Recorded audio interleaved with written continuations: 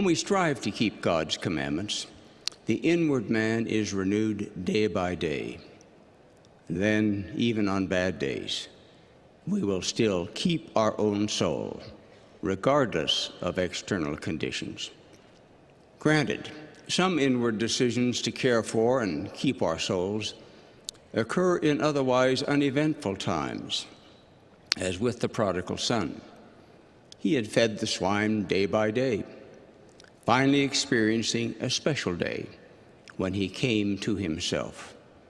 Whatever else happened on that particular day, in that far country, the prodigal son had thought upon his ways and firmly concluded that I will arise and go to my father. Transformation followed introspection. Even so, one homeward-bound swineherd would scarcely have been noticed by the passersby, though things of eternal significance had happened to him. At other times, however, the interplay of outward and inward things is more visible. Pilate was dealing with a seemingly local disturbance surrounding one Jesus of Nazareth. His new accord with Herod, with whom Pilate had been at enmity, was doubtless political news among those in the know.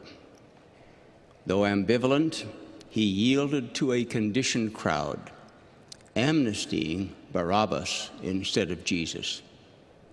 With washed but dirty hands, Pilate apparently returned to Caesarea.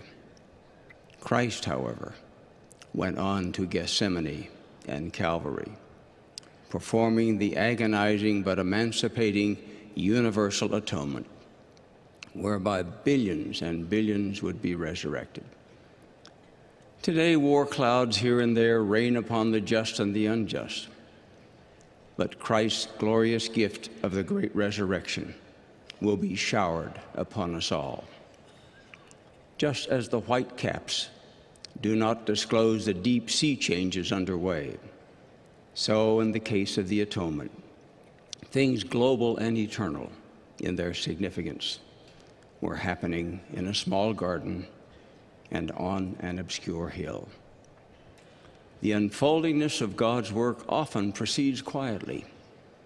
For example, whatever the immediate economic reasons the Joseph Smith Sr. family had for moving from New England to upstate New York, they were being led unawares to sacred places